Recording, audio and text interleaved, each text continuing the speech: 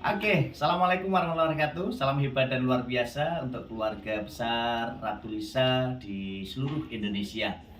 Jadi hari ini masih tetap dalam seri Ayo Berliterasi dengan Ratu Lisa, rajin menulis dan membaca untuk multi generasi NKRI. Jadi kawan-kawan yang hebat dan luar biasa, semangat untuk terus berkarya, semangat untuk terus berliterasi, ini akan membuka ruang imajinasi kita.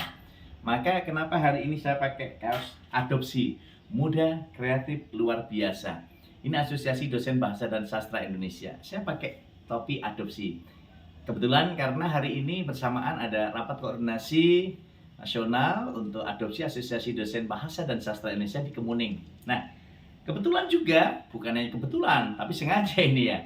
Nah, Mas Anang Sudikdo, dosen UST, ini mendapatkan amanah, ya, mendapatkan amanah titipan pesan buku dari ibunda kita, Ibunda Dr. Siti Rohmiati MPD. Ini mengirimkan sebuah buku cerita Magelangku, berkisah dongeng, legenda dan mitos. Ini sebuah buku yang keren dan luar biasa karena produk literasi yang tentu saja akan bisa memberikan dampak yang nyata karena ini merupakan bagian dari produk upaya kita untuk terus berliterasi dengan Ratu Lisa. Nah, ketika kita rajin menulis dan membaca, lalu kita wujudkan menjadi sebuah karya, inilah realisasi nyatanya. Karena apa? Di sini bisa kita lihat ya. Jadi dari bukunya Mbak Ati ini ya, ini dari UST ya.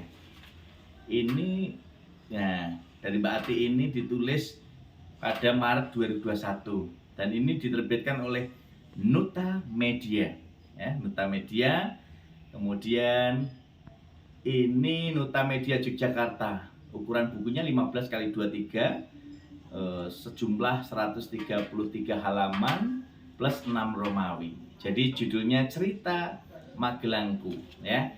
Cerita Magelangku, berkisah dongeng, legenda dan mitos. Jadi teman-teman hebat dan luar biasa, ini ada legenda-legenda, ada legenda, ada dongeng Kedung Kayang ya, Kedung Kayang, Narian Sang Pemberani, lalu ada juga legenda jejak Islam di Desa Candi Mulyo. Nah, Candi Mulyo itu Magelang nih ya. Kemudian cerita sejarah di balik Karisidenan Kedu. Ada batu menumpang, batu pun menumpang, tidak hanya kita yang menumpang coy ya. Nah, jejak sejarah di Gunung Tidar. Kemudian ada kegigihan Sang Sunan. Kemudian ada Sang Pengelana, ada Gunadarma, ada Sang Wonorjo, ada kilas balik Desa Pakis, ada lima patih dari Mantiasih. Kemudian ada Desa Dakawu, ya, ada Desa Dakawu, ada perumahan isolasi, ada asal-usul nama Desa Sawangan, kisah di balik Candi Mendut, kemudian kisah di balik Candi candinya ini ya. Kalau saya sebutkan nanti jangan marah loh ya. Ini kisah di balik candi. Nah, ini nama sebuah binatang yang biasanya bisa lari kenceng. Namanya anjing. Jadi kisah di balik candi anjing gitu ya.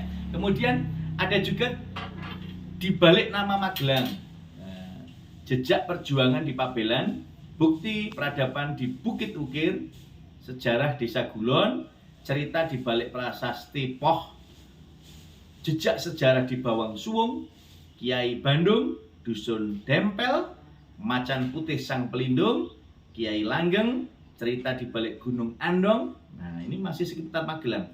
Perjuangan di balik keajaiban Sendang Suruh, Desa Berburu yang Subur, Desa Santun, Tangsi, Kiai Raden Santri. Nah, kemudian bagian 3 mitos. Ada 3 mitos sosok Nyai Sang Pelindung. Nah, ada 1 mitos saja, sosok Nyai Sang Pelindung. Jadi teman-teman hebat dan luar biasa. Jadi saya kira buku ini merupakan buku yang sangat luar biasa karena ini berisi dongeng, legenda dan mitos. Terlepas dari apapun, kita dulu kalau mau tidur sama ibu kita atau bapak kita didongengi.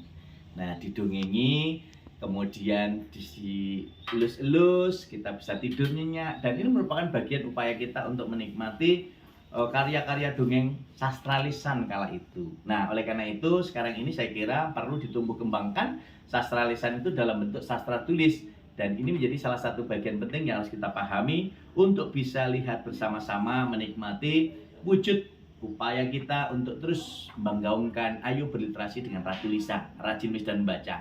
Dan itu salah satu program kerja dari Adopsi yang terus kita gaungkan di seluruh Indonesia. Adopsi kerjasama dengan berbagai kelembagaan di program studi, di kampus, komunitas literasi, dan juga bersama Arvus Ratulisa untuk terus berliterasi dengan Ratulisa, rajin nulis dan membaca. Sehingga ini menjadi salah satu bagian penting yang selalu saya katakan, Adopsi muda, kreatif, luar biasa.